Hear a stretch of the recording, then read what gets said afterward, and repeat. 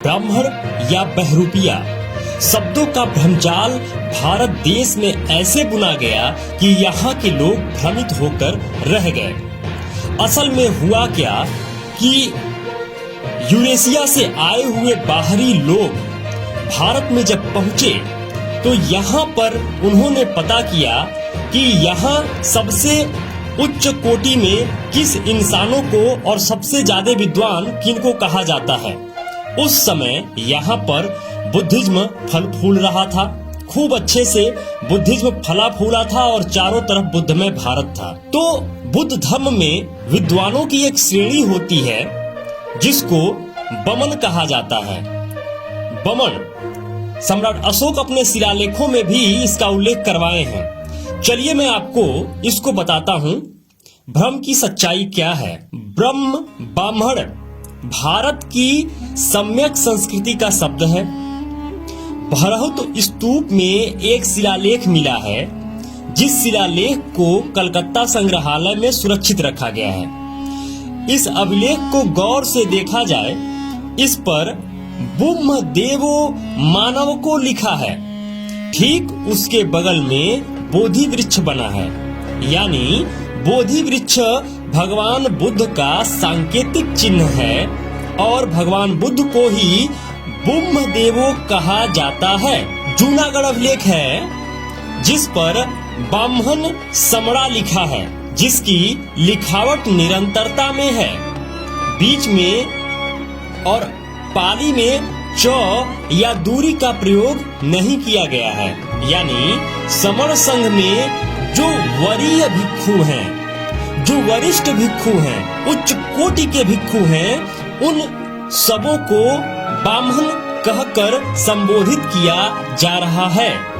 समझ में आई ये बात?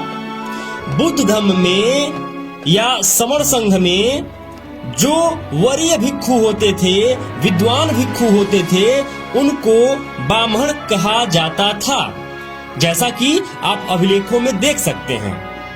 इन सब पुरातात्विक अभिलेखों से स्पष्ट होता है कि सम्यक काल में जो श्रेष्ठ विद्वान होते थे उनको ही ब्रह्म और ब्राह्मण कहा जाता था। किसी काल्पनिक या कोई जातिगत समूह को इन सब नामों से पुराने भावार्थ से कोई वास्ता नहीं है, कोई लेना देना नहीं है। यह सब पूर्व की सम्यक संस्कृति रहे हैं। कुछ परंपरागत शब्दों को पुस्तकीय लेखन द्वारा अपहरण करना मात्र है। एक बड़ी साजिश हुई है, एक बड़ा खेल हुआ है। उन लोगों ने देखा जब वह यूरेशिया से भारत में आए तो उन्होंने देखा कि वह कौन लोग हैं जिनको श्रेष्ठ कहा जाता है, तो क्यों ना हम भी श्रेष्ठ की श्रेणी में बन बैठे और श्रेष्ठ कहे जाने लगे। चलिए देखते हैं कब कब किन किन लोगों ने कहा कि ब्राह्मण विदेशी हैं। ऋग्वेद में श्लोक नंबर 10 में लिखा है कि हम वैदिक ब्राह्मण उत्तर ध्रुव से आए हुए लोग हैं, जब आर्य व अनार्यों का युद्ध हुआ था और the Arctic home at the Vedas बाल गंगाधर तिलक, जो कि ब्राह्मण थे, के द्वारा लिखी पुस्तक में मानते हैं कि हम बाहर से आए हुए लोग हैं। इसके अलावा जवाहरलाल नेहरू ने बाबर के वंशज फिर कश्मीरी पंडित बने। उनकी किताब डिस्कवरी ऑफ इंडिया में लिखा है कि हम मध्य एशिया से आए हुए लोग हैं। यह बात कभी भूलना नहीं चाहिए। ऐसे 30 पत्र इंदिरा जी को लिखे जब वो हॉस्टल में पढ़ा करती थी।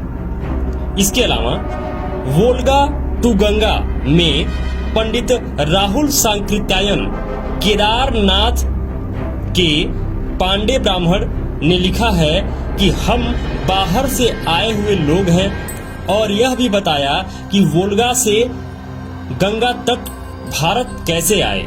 इसके अलावा विनायक सावरकर ने, जो कि ब्राह्मण थे, सहा सोनरी पाने इस मराठी किताब में लिखा है कि हम भारत के बाहर से आए हुए लोग हैं।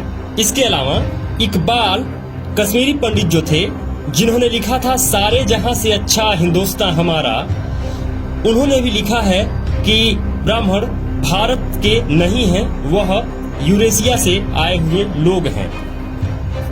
इसके अलावा राजा राम मोहन राय ने इंग्लैंड में जाकर अपने भाषण में बोला था कि आज मैं मेरी पैतृक भूमि यानी अपने घर वापस आया हूँ।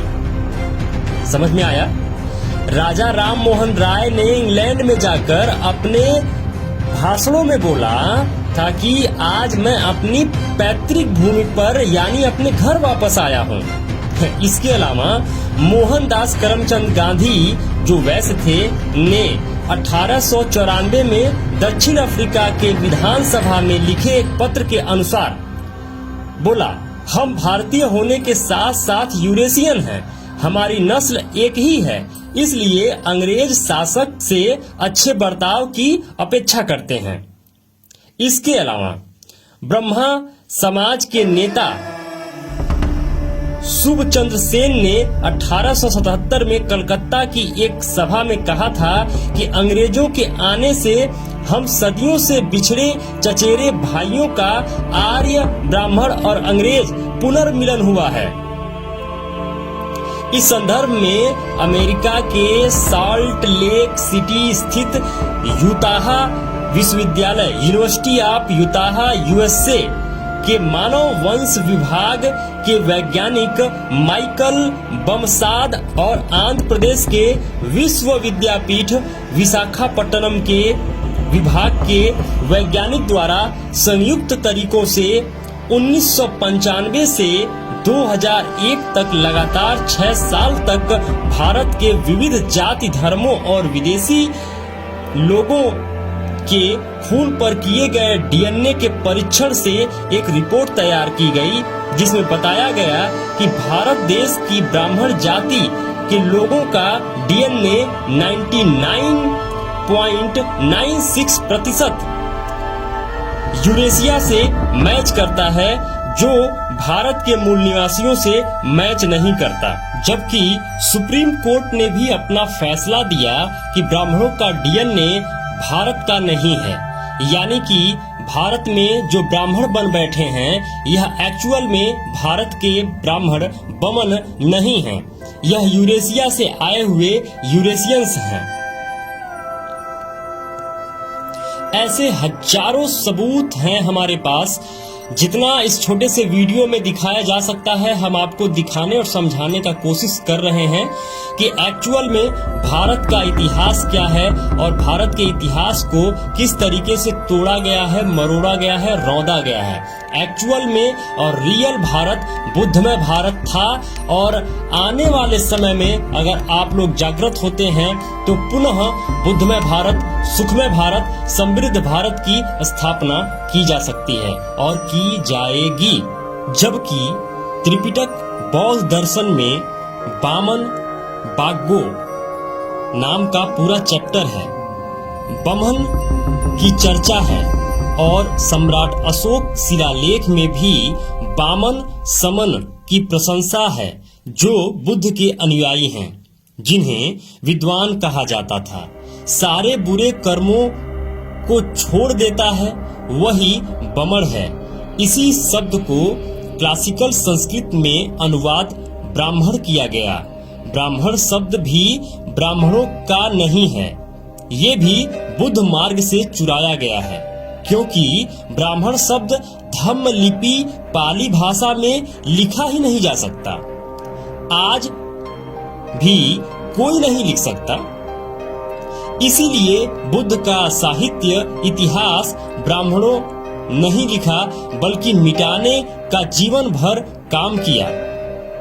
बुद्ध वो सत्य है जो जमीन चीर कर बाहर निकल आया। नालंदा विश्वविद्यालय आज भी चीख कर कह रहा है कि इतिहास तुम्हारा मिटाने का काम ब्राह्मणों ने किया है। बमन और पंडित ये शब्द पाली प्राकृत भाषा और लिपि दोनों में पाए जाते हैं। दूसरी तीसरी ईस्वी में उन पर संस्कार होकर बमन या ब्राह्मण हुआ। पंडित शब्द में कोई बदलाव नहीं हुआ। पाली भाषा में बमन और पंडित दोनों शब्द का अर्थ विद्वान ही होता है, ज्ञानी ही होता है। 8वें शतक ईस्वी में ईरानी हुड़ हमलावरों ने बौद्ध संस्कृति का विध्वंस करके बाद में बौद्ध सभ्यता में सम्मान, दर्शन, बमन और पंडित शब्द को अपने लिए स्वीकारा और हुड़ ईरानी हमलावरों में जो लोग पुरोहित थे उन्हें ब्राह्मण कहा जाने लगा। यह बात आपको समझनी पड़ेगी कि विदेश से आया हुआ कोई व्यक्ति अगर शेर की खाल ओढ़ लेता है तो वह गीदड़ कभी शेर नहीं हो सकता। खाल हमारे और आप जैसे लोग आज नहीं तो कल उतार ही देंगे। तब वह क्या दिखेगा? तब वह निश्चित ही बहरूपिया दिखेगा, निश्चित ही वह गीदड़ दिखेगा। दुनिया के सबसे महान सम्राट अशोक के 9वें शिलालेख के आदेश 3री शताब्दी ईसा पूर्व सोपारा महाराष्ट्र में अनुवाद किया गया है। क्या लिखा है? दासों और नौकरों के प्रति उचित शिष्टाचार, बड़ों के प्रति श्रद्धा, जानवरों के प्रति नम्रता और बमन और श्रमणों के प्रति उदारता, इन्हें और ऐसे अन्य को नैतिकता का अभ्यास कहा जाता है।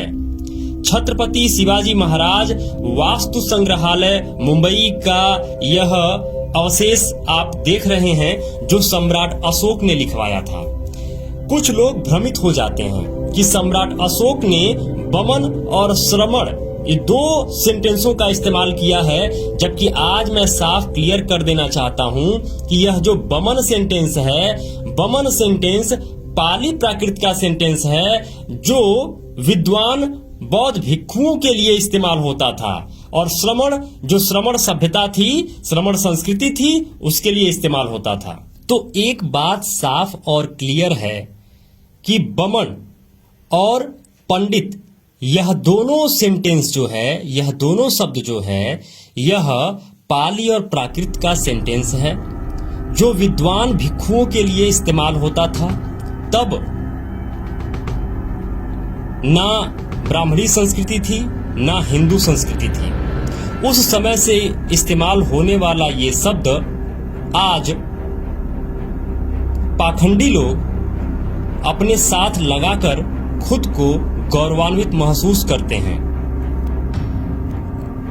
यह बात जब जन जन तक पहुंचेगी और लोग इसे समझेंगे कि भारतीय इतिहास में किस तरह का घोटाला और किस तरह का छेड़छाड़ हुआ है, तब वह जान पाएंगे कि असल में भारत की संस्कृति या प्राचीन भारत बुद्धमय भारत था और बुद्ध का भारत था। बुद्ध की वह 28 बुद्धों की परंपराएं जो सदियों से चली आ रही हैं, हजारों सालों से 28 बुद्ध की परंपराएं चली आ रही हैं, और गौतम बुद्ध के बाद इस समय हम लोग पूरी तरीके से इस सभ्यता से परिचित हो पाए। हमें जानना होगा, हमें समझना होगा और एक्चुअल इतिहास को जानना होगा, तभी भारत को फिर से बुद्धमय भारत, सुखमय भारत, सम्राट अशोक का विश्व विजेता भारत, सोने की चिड़िया भारत हम बना पाएंगे।